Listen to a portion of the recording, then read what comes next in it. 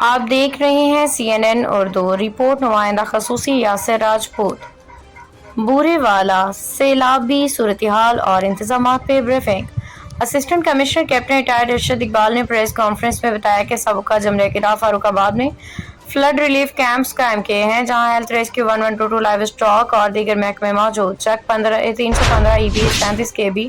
فاروق آباد میں خیمہ بستیاں قائم جن میں صاف پانی علاج واش روم جانوروں کے چارہ مہیا اب تک 5000 سے زیادہ متاثرین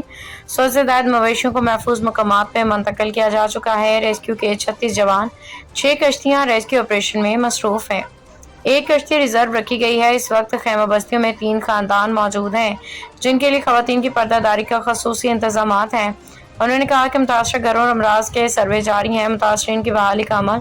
ذاتی نگرانی میں مکمل ہوگا غیر قانونی بند توڑ دیے جائیں گے جبکہ محکمہ انہار کے بند محفوظ ہیں انتظامیہ ہر ممکن سہولت فراہم کر رہی ہے اور متاثرین کو تنہا نہیں چھوڑا جائے گا سب سے پہلے تو میں آپ کو بتاتا چلوں کہ ہمارے ایریے میں جو ابھی فلڈ کا جو لیول ہے وہ ہے 50,000 کے اراؤنڈ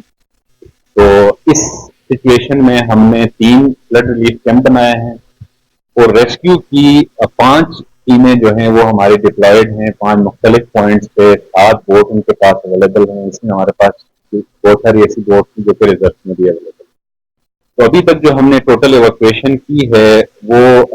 5,000 کے قریب ہماری ایویکویشن ہوئی ہے جو کہ ہیومنس کی ہوئی ہے